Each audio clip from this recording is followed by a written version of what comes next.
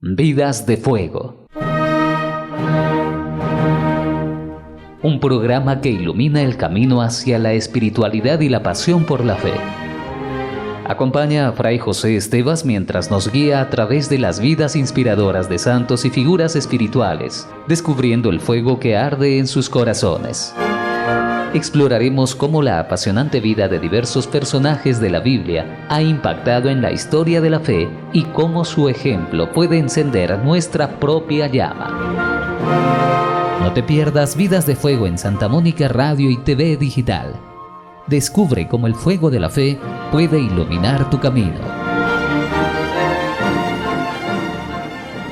Bienvenidos, bienvenidas nuevamente a nuestro programa. Ya estamos en Vidas de Fuego con el Padre José Esteban Martínez, agustino Recoleto de la parroquia Santa Mónica. Padre, buenos días. Buenos días a todos que escuchan Santa Mónica y nos ven por televisión digital. Bueno, pues ya estamos en un santo, agustino Recoleto, patrono de los enfermos, sobre todo enfermos de cáncer, San Ezequiel Moreno. ¿Qué te parece? Fraile, santo, obispo y misionero. Eso, qué bien. Pero comenzaremos, padre. Sí, a conocer su vida, su historia. Del hogar al altar, ¿no? Eso es. El hijo del pueblo, ¿no? Le llamaban así allá en Alfaro, donde nació, ¿no? El retrato del joven Ezequiel resulta un tanto desvaído. Ni su niñez ni su adolescencia pues ofrecen acontecimientos que nos ayudan a darle perfiles definidos.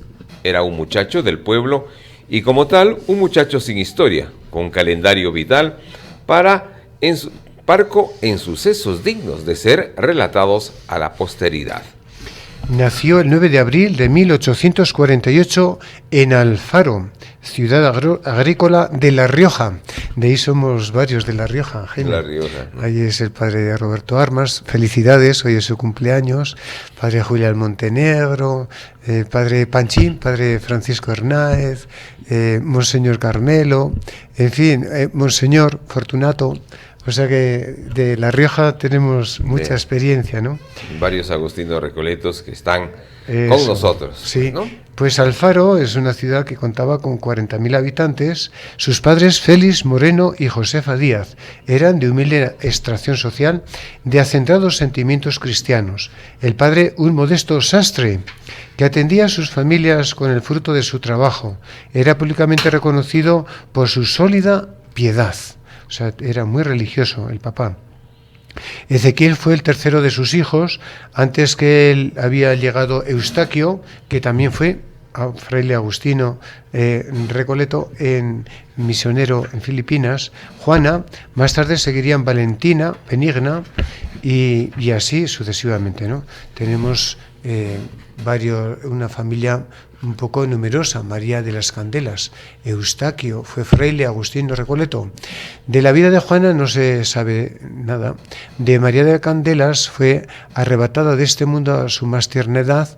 Quedaban Valentina y Benigno, contrajeron matrimonio, sobrevivieron a todos sus hermanos. Julián Moreno hasta el 36, hijo de Valentina, siguió los pasos de sus tíos y tras reconocer como misionero en diversos puntos de Filipinas, España, Panamá, Venezuela y Brasil, murió mártir en Motril, 1936. O sea, un sobrinito se adelantó a ser, mártir, a San Ezequiel Moreno.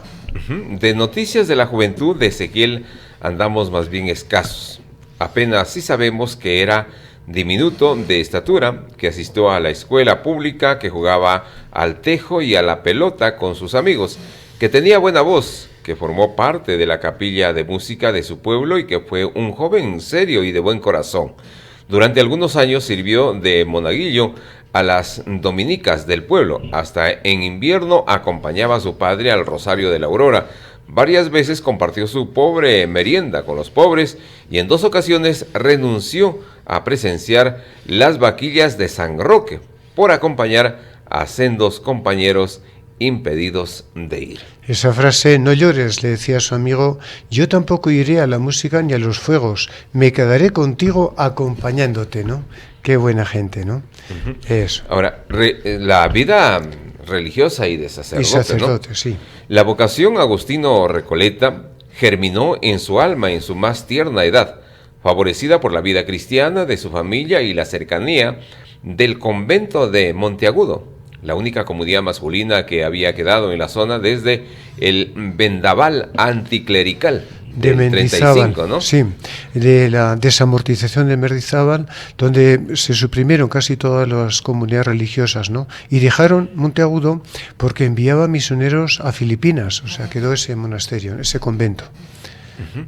La única comunidad masculina, ¿no? Sí, que sí. había quedado. Sí, sí. Ya en 1855 Ezequiel frecuenta la escuela del maestro Bonel, cuyo hijo se estaba preparando para ingresar en Monteagudo. Poco más tarde su hermano Eustaquio comienza a estudiar latín con los ojos puestos en la misma meta. De esta época deben de datar un sabroso episodio que nos relata la dominica Catalina Les, cierto día, mientras acompañaba a su madre en la portería del monasterio dominico. La hermana portera le preguntó sobre su futura vocación. Él, sin dudarlo, un momento contestó resuelto: fraile. La monja no se daba por convencida y le hacía ver su pequeñez. Tú, fraile, tan calendrajo, ¿para qué te quieren? Pero él, sin inmutarse, zanjó rápidamente el problema. Ya me pondré un sombrero de copa para ser más alto. Entonces no importaba la estatura. El obispo de Tarazona, que en mayo de 1863 había quedado prendado del sentimiento con que entonaba las flores a la Virgen María en mayo, y su propia madre viuda, desde enero de 1864, habrían querido encaminarlo al seminario diocesano, pero él, que ya estaba decidido a hacerse religioso, marchar a Filipinas para trabajar por Dios, por las almas, habla con su madre, que como auténtica madre cristiana no dudó en sacrificar sus intereses en aras del bien espiritual de su hijo, ¿no? Decidió dejar esta invitación para ir al seminario diocesano de Tarazona para ir ya de fraile, de misionero. Muy bien, entonces ya en el 21 de septiembre de 1865 ingresaba en el noviciado de Monteagudo y al año siguiente sellaba delante de Dios y de la Iglesia su compromiso de vivir en castidad, pobreza y obediencia. Y pronunciaba el juramento de pasar a Filipinas, siempre y cuando sus legítimos superiores no ordenaran otra cosa. Entre los asistentes encontramos a su hermano Eustaquio, ya entonces vicemaestro de novicios. Tras su profesión, Fray Ezequiel continuó en Monteagudo, dedicado al estudio de la filosofía. En septiembre de 1866 pasó al nuevo colegio de Marcilla, Navarra, donde durante 3 años cursaría con brillantez los estudios de teología dogmática. Desde el punto de vista académico, el más influyente de todos sus profesores fue el padre Pío Mareca, 1825 al 99, lector entusiasta de la publicación La Civiltà Católica y admirador de Ramón Nocedal, el corífero de integrismo español. Entre sus formadores descuella el padre Juan Gascón, de quien absorbería una fidelidad inquebrantable a la Santa Sede y una tierna devoción al Sagrado Corazón de Jesús y a la Inmaculada Concepción. Su conducta religiosa era ya entonces ejemplar. El padre Julián Funes, que convivió con él desde el 64 al 70, escribió de él que era un excelente modelo. Su compostura, sus acciones, todo su modo de ser era de religiosidad edificante. Amaba el retiro y si bien concurría con todos al recreo, a paseo o demás actos, se retiraba luego ya al coro, ya a su celda, siendo conocido por todos como el silencioso. Y siguiendo en ese mismo orden, Padre José, el 14 de octubre de 1869, mientras ardía en España la Revolución Federal, Fray Ezequiel embarca en Cádiz con otros 17 compañeros rumbo a Filipinas. La fragata costea la banda occidental de África, dobla el Cabo de Buena Esperanza y el 10 de febrero de 1870, tras 4 meses de navegación, atraca en la maravillosa bahía de Manila. Los expedicionarios se trasladan inmediatamente al convento de San Nicolás de Tolentino, la casa madre de la orden en el archipiélago, que los cogería con las tradiciones muestras de regocijo. Luego tuvieron unos días de descanso en la casa hacienda que la orden poseía en Imus. El padre Ezequiel se encargó de entretener los ratos de ocio de sus compañeros, resguardando las cuerdas de una guitarra. A continuación volvió a Manila, donde ultimó el estudio de la teología moral y se preparó para la ordenación sacerdotal. Muy bien. Padre, vamos a seguir hablando de San Ezequiel Moreno. Muy interesante su vida, sí. Su vida de fuego, hablando de San Ezequiel Moreno. Eso, le hemos escuchado, Jaime, que ha llegado a Filipinas, 1870, recibió la tonsura, las órdenes menores, hasta el 2 de junio del año siguiente, en que fue ordenado presbítero. Entonces, su alma sería escenario privilegiado de la acción de la gracia como sacerdote. Fray Ezequiel, que ya se había consagrado totalmente a Cristo en la profesión religiosa, era de los que no vuelven fácilmente la vista atrás. No dejaría de aprovechar fechas tan señaladas para adornar su alma, disponerla para repetidas visitas del Espíritu. Con estas disposiciones celebraría su primera misa solemne en Calapán, Mindoro, Filipinas, asistido por su hermano Eustaquio, párroco a la sazón de aquella localidad. Por las islas ya de Magallanes, misionero y fundador de Puerto Princesa, tras unos meses de noviciado pastoral a la vera de su hermano, le llega el primer destino sacerdotal. El provincial piensa en él cuando, a mediados de febrero de 1872, el gobierno le pide un sacerdote que administre el pasto espiritual a la colonia que está a punto de establecer en el sur de la isla de Palawan y atienda a los naturales que quieran abrazar el cristianismo. El 16 del mismo mes recibe el título de misionero y capellán castrense del establecimiento de Puerto Princesa. 6 días más tarde se hace a la mar en el mismo barco que conduce a los expedicionarios. El 4 de marzo saltan todos a la tierra en la espléndida bahía de Puerto Princesa y tras enarbolar la bandera española se abren paso hasta Altozano, previamente elegido para emplazamiento de la nueva capital.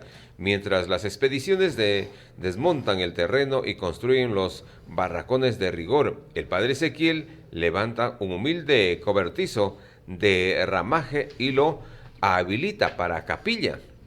En él celebró por vez primera la Santa Misa el domingo 10 y en él continuaría celebrándolo hasta fines de agosto, en que ya pudo emplear la iglesia nueva, por más que todavía faltara muchísimo para su conclusión. Bueno, de todo el grupo que ha ido allá, bueno, la extracción de la mayoría de los pobladores, sus costumbres morales, las dificultades inherentes a una fundación, envolvían la atmósfera enrarecida, donde campeaban a sus anchas la ignorancia religiosa, las pendencias, los abusos, los escándalos. En ese grupo que ha ido a iniciar, vamos a decir, la civilización allá en Puerto Princesa, ¿no? El padre Ezequiel siente disgusto y hasta náusea, pero no rehúye el trabajo o aminora la actividad. Supervisa la marcha de las labores de la Iglesia, atiende a la catequesis, recuerda todos sus deberes, logrando que alguna pareja legitime su situación, bautiza a un colono chino y cuida con singular solicitud de los enfermos, siempre muy numerosos. Solo en los 5 primeros meses cayeron víctimas de paludismo y otras enfermedades 18 colonos.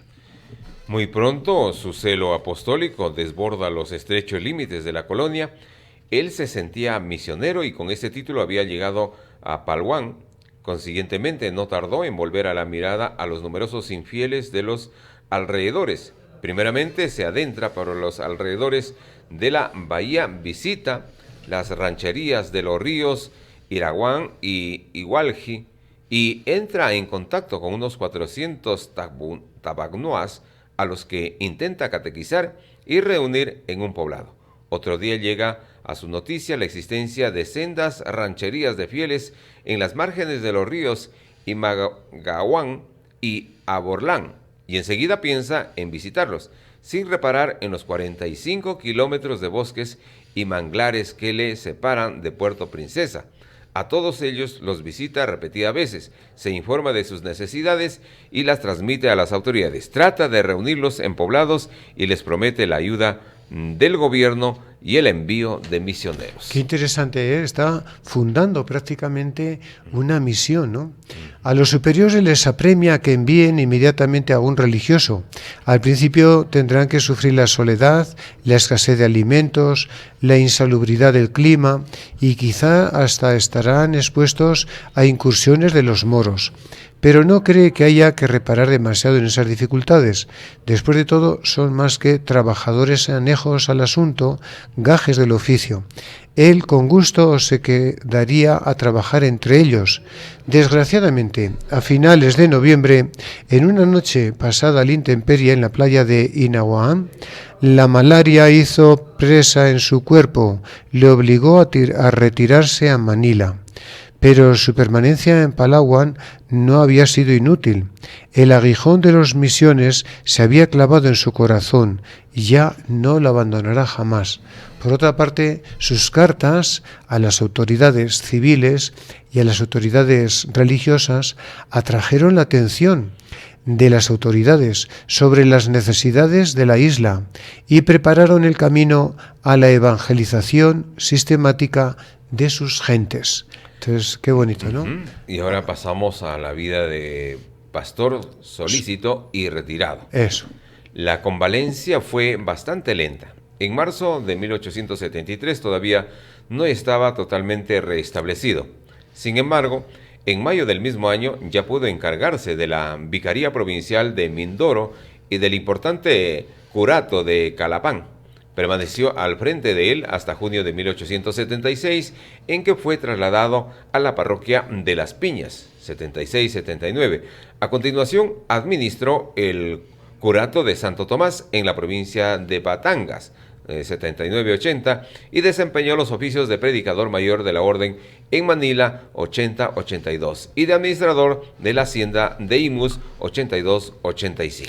Entonces, a primera vista, la vida del padre Ezequiel durante este periodo no difiere de otros párrocos de aquella época. Sus ocupaciones son, pues sobre todo, la misa diaria, la catequesis infantil, la homilía dominical, atención al confesionario, visita a los enfermos, dirección a las asociaciones católicas, pero algo de extraordinario debía haber en él. Sus parroquianos lo tienen por hombre de Dios y con frecuencia dicen de él que es un santo o santulón.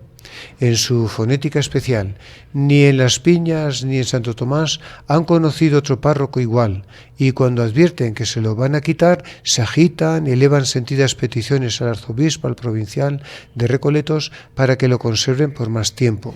50 años más tarde, el viejo Atanasio, su fiel colaborador en Calapán, todavía custodiaba su memoria con auténtica fruición. Al buen viejo le bailaba el alma de gozo al recordar a su querido párroco, se enorgullecía de haber convivido con un santo. La catequesis, el confesionario y la atención a los enfermos y desvalidos absorben la mayor parte de su tiempo. No descuida nunca la homilía dominical, aprovecha las novenas y otras devociones para instruir al pueblo, visita las escuelas todos los sábados y se esmera en la preparación de los niños para las primeras comuniones. Estas no colmaban de felicidad y siempre le gustó presidirlas. Más tarde escribirá que eran funciones que tienen lugar en la tierra, pero que saben a cielo. Su atención a los enfermos, él procuraba estar acompañándoles, ayudándoles a cualquier hora de la noche, cualquier rincón de él. Él rápido iba a confesarlos, le visitaba, le asistía con los santos sacramentos. Durante la segunda mitad del año 76, una epidemia de viruelas cegó la vida de 126 niños en Las Piñas. 6 años más tarde, el cólera produjo 3.200 víctimas. De ellas, solo 3 se le murieron sin sacramentos. Todos los demás fueron asistidos. También los pobres, menesterosos, fueron siempre abundantes, y él siempre les atendía. Por ejemplo, había sequías que asolaron arrozales, y bueno, el hambre, ¿no? En ambas ocasiones el santo se movió eficazmente ideando proyectos, encauzando iniciativas. Ni el endeudamiento le asustaba cuando trataba de aliviar las necesidades.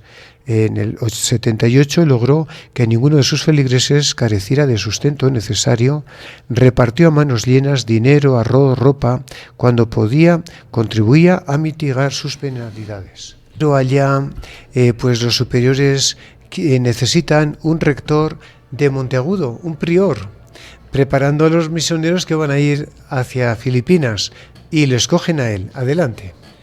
En el 85, año 1885, sus 37 años, el padre Ezequiel era ya un hombre maduro, apto para el desempeño de cualquier oficio. Durante 20 años ha laborado con empeño, sin apartar nunca la mano del arado. Sus trojes interiores habían ido almacenando sin cesar y ahora rebosaban de experiencia, trabajos y virtudes.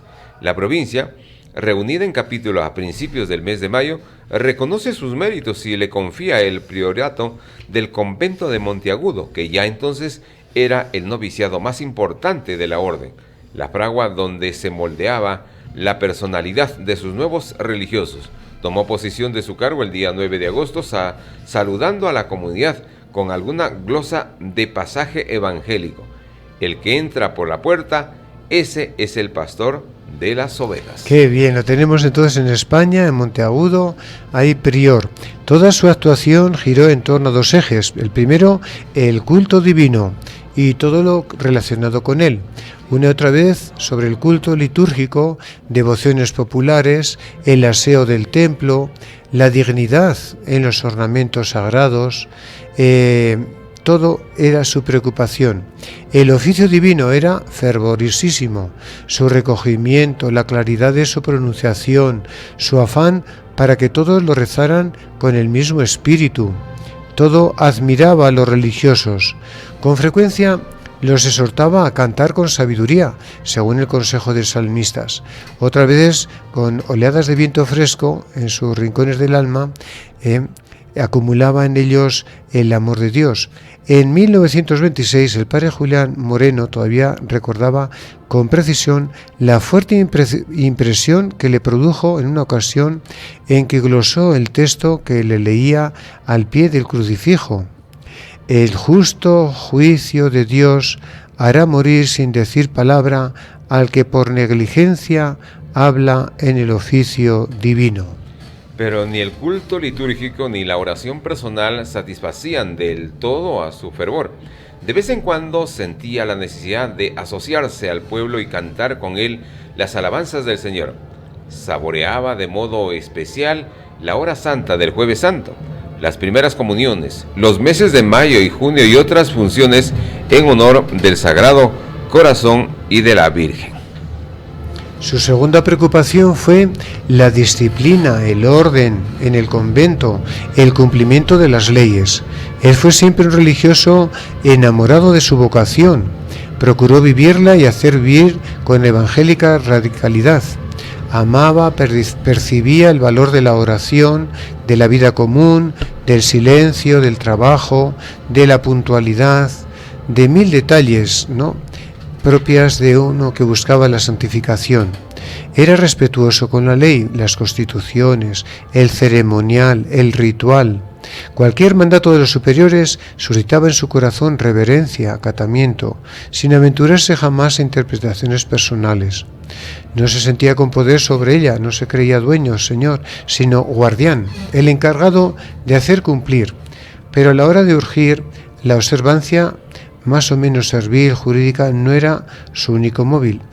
Como San Pablo, él veía en la ley un pedagogo insustituible que muestra al alma el camino que conduce a Cristo, la libra de falsos espejismos y le ahorra multitud de ideas y venidas.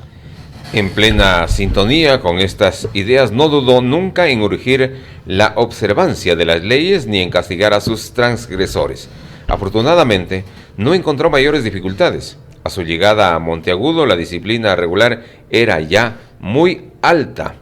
Quizá el único abuso grave era la facilidad con que se concedía paseo a la comunidad y se recortaba el tiempo de estudio, y en su corrección no le tocó más que ejecutar las órdenes llegadas de Madrid. A los estudiantes que se presentaron en su cuarto pidiendo el paseo de costumbre, se limitó a mostrarles la orden del superior y a responderles pacíficamente, pero con entereza: miren sus caridades, si pueden borrarla. Más difícil resultó convencer a los profesores. A uno que se negaba a dar clase el día de su cumpleaños, le envió varios avisos para que se atuviera al ordenado. Ante su obstinación llegó a postrarse a sus pies, rogándole con lágrimas en los ojos que por amor de Dios y de sí mismo cumpliera con su obligación.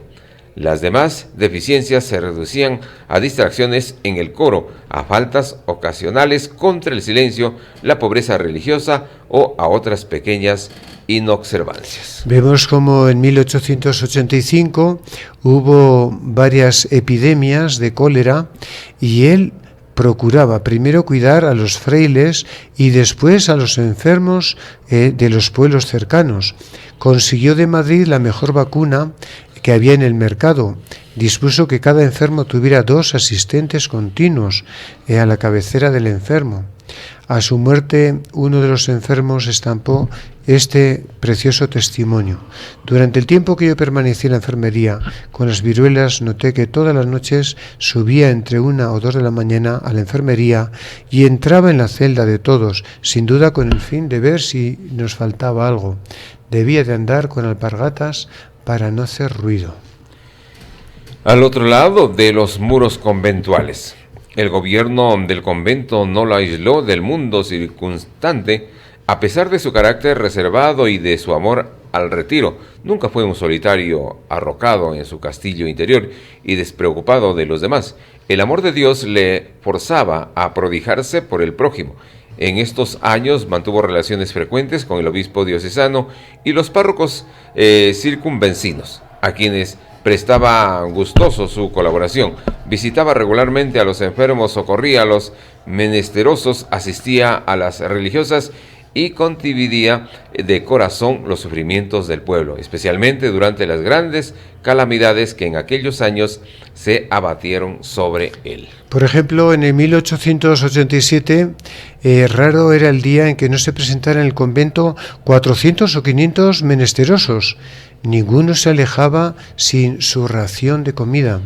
Una vez llegó a sus oídos que el limosnero había despedido a uno sin debido auxilio e inmediatamente mandó reparar la falta, reprendió al culpable. Según un informe del párroco a sazón del pueblo, la limosna consistía en 2 raciones diarias de pan servidas a las 10 de la mañana, a las 3 de la tarde, y un plato caliente servido a las 12 del mediodía para poder atenderlos. La comunidad se privó del postre, recurrió a los préstamos hasta pensar en salir a pedir limosna por los pueblos. Y no se contentaba con distribuir pan, caldo y patatas. Sabía muy bien que también los pobres poseen un corazón y unos sentimientos que no siempre quedan satisfechos con la simple limosna material. Un día trajeron a la portería un mendigo aterido de frío. Inmediatamente le preparó una cena caliente en la enfermería y requirió los servicios del médico. A otro par de jóvenes indigentes los acogió en el convento para poder atenderlos mejor. También se preocupaba de las religiosas, de las monjas. Por ejemplo, las dominicas de Alfaro, las trató muy bien. A las siervas de María de Tudela, entre las primeras era algo más que un sacerdote, un consejero. Era un amigo fiel.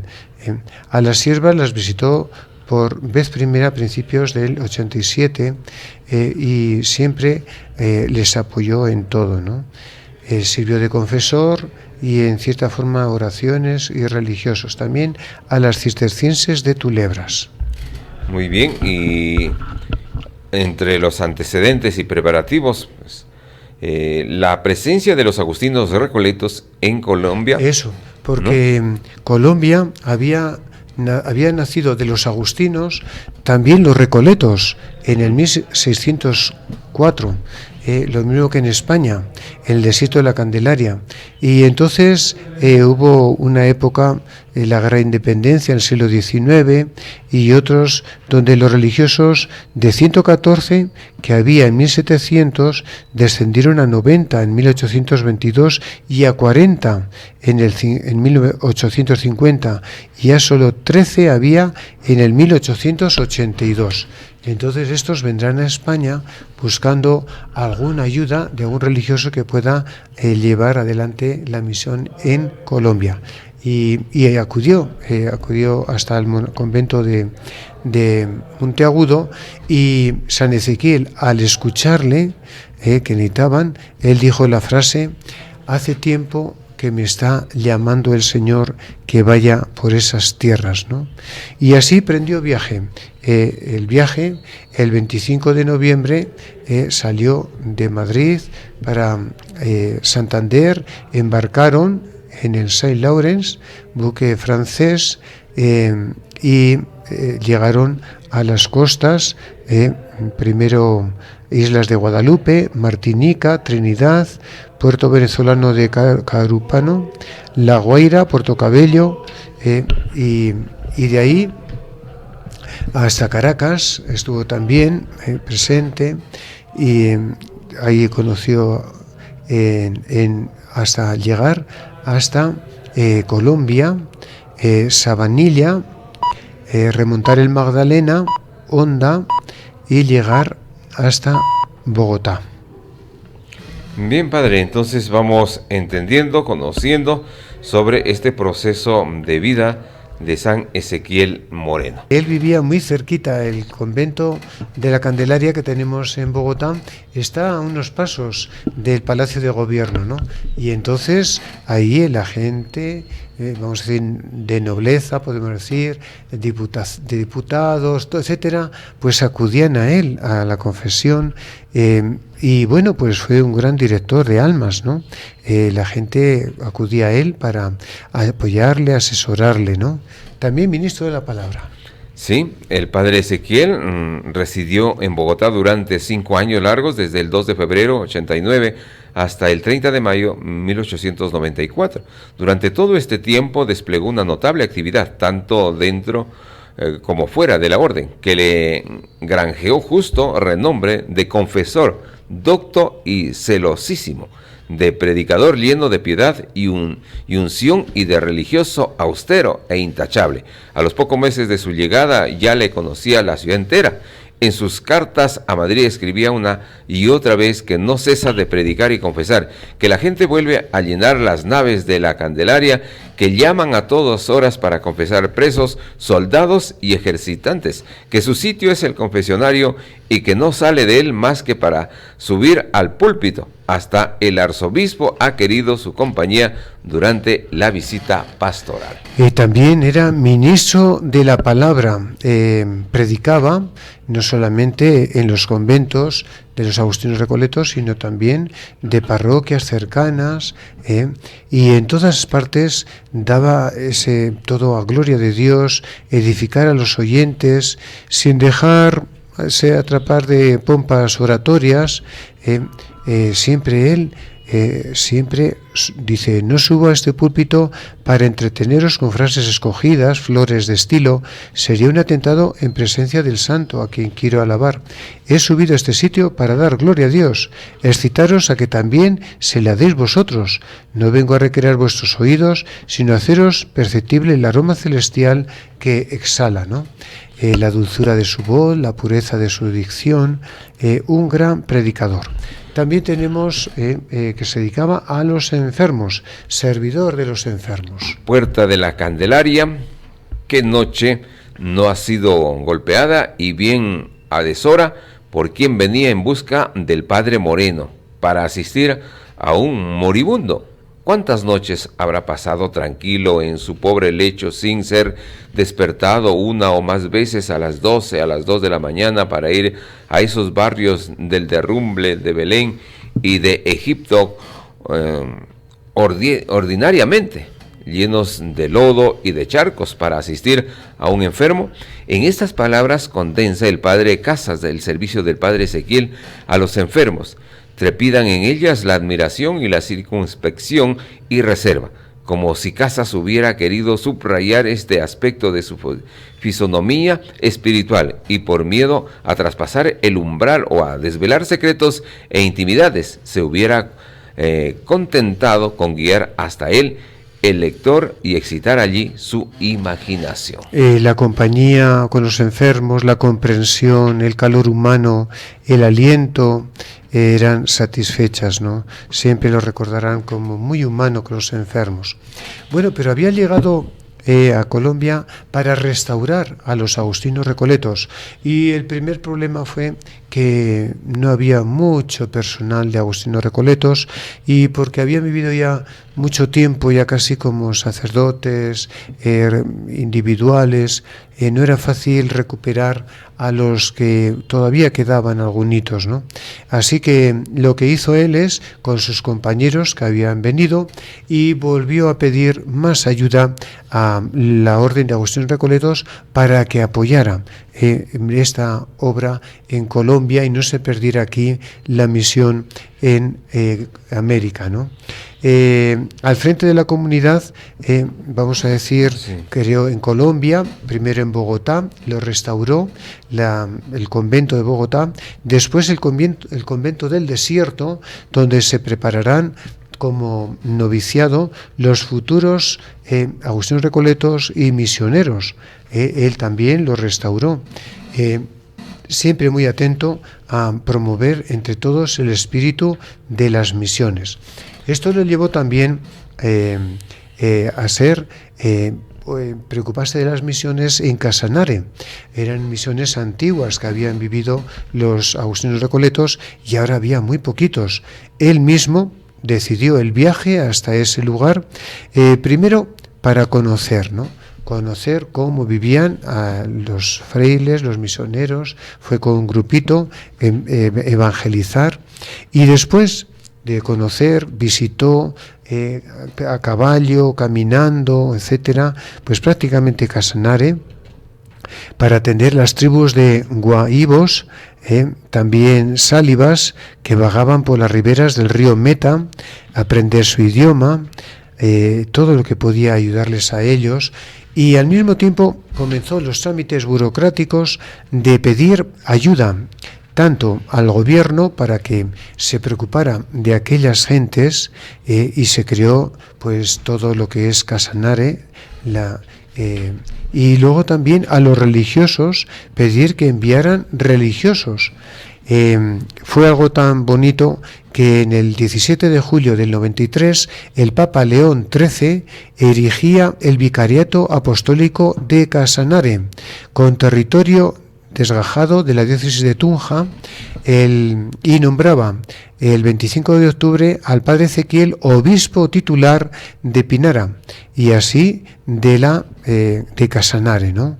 Esto fue algo maravilloso, y aquí comenzó a organizar la pastoral del vicariato. Sí, ¿no? El 1 de mayo de 1894, tras varias prórrogas y dilaciones, el padre Ezequiel recibió la ordenación episcopal en la Catedral de Santa Fe de Bogotá, de manos del arzobispo de la ciudad.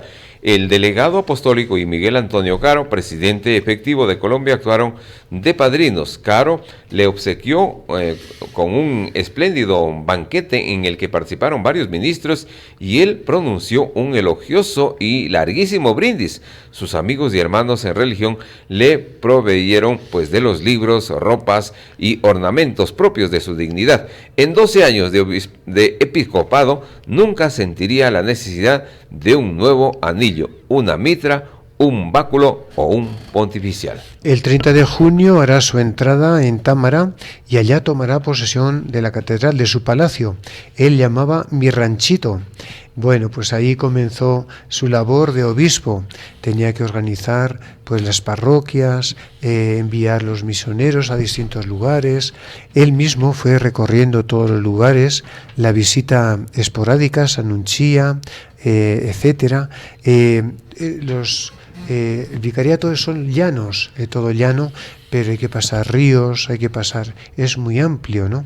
Y bueno, pues ahí distribuyó 16 misioneros disponibles en 400 centros parroquiales, y así continuó por Orocué, el río Cusiana, etcétera, toda la zona. Cuando visitaba, él quería visitar como obispo todos los lugares, ahí visitaba especialmente a los enfermos, los atendía, se veía por el camino. Fue algo maravilloso, ¿no? Y cuando estaba en este plan de visita pastoral, visitando, etcétera, es cuando le llega el nombramiento de obispo de Pasto. Esto le llevó a principios de febrero de 1896 para ver la promoción a su obispado de Pasto. El 10 de junio llegó a la capital de la diócesis, nombrado con grandes júbilos de la gente. Apenas asomó por el alto de la cruz con la comitiva, las campanas de la ciudad, la alegría de todos, fue algo bien bonito, ¿no? Las asociaciones, autoridades lo recibieron con mucha ilusión. Después de 2 días de saludarle, empezó también a ver cómo estaba la situación de su diócesis. Era muy amplia, Pasto, y después de recorrerla prácticamente toda, pues decidió y pidió a la Iglesia que se crearan 2 diócesis dentro de ella, ¿no? Para llegar a todos, porque sería imposible administrar una diócesis tan grande, ¿no? Esto permitió también la solitud pastoral del obispo por todos los lugares, visitaba, acompañaba, era un obispo totalmente misionero, en todo lugar. Cuando estaba en esta disposición, parece que tuvo un problema, primero con el liberalismo, que quemaba iglesias. Ahí fue criticado porque él defendía la fe como lo había defendido León XIII, y esto fue acusado hasta a Roma, ¿no? Y cuando fue a Roma, el Papa le dijo: obispos como estos necesita la Santa Madre Iglesia. Y por otro lado apareció una enfermedad.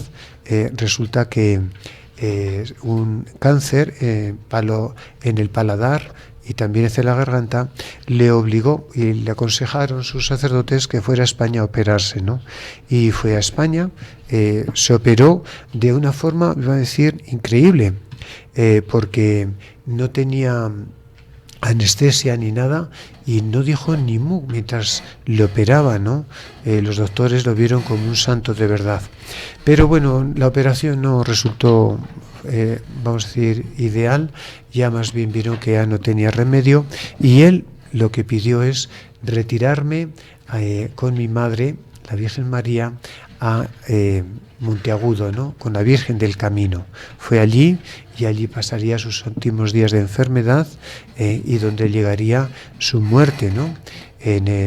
Vamos a decir, allá fue, estamos en esta época bonita de mayo, y hasta cuando comenzó todo esto, en junio, sufrió bastantes dolores.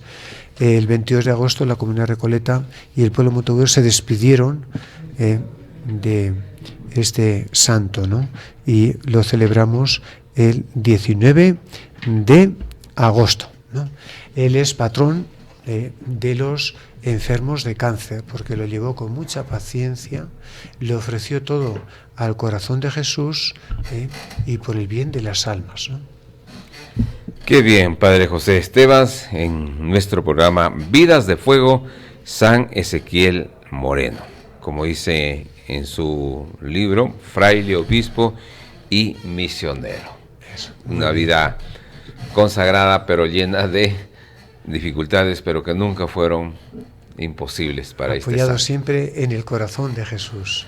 Bien, Padre José, terminamos así nuestro programa. Eso, el Señor les bendiga. Gracias, Jaime. Bien, será hasta el próximo programa. Siga en compañía de Santa Mónica Radio. Permiso. Vidas de Fuego. Un programa que ilumina el camino hacia la espiritualidad y la pasión por la fe. Acompaña a Fray José Estevas mientras nos guía a través de las vidas inspiradoras de santos y figuras espirituales, descubriendo el fuego que arde en sus corazones. Exploraremos cómo la apasionante vida de diversos personajes de la Biblia ha impactado en la historia de la fe y cómo su ejemplo puede encender nuestra propia llama. No te pierdas Vidas de Fuego en Santa Mónica Radio y TV Digital. Descubre cómo el fuego de la fe puede iluminar tu camino.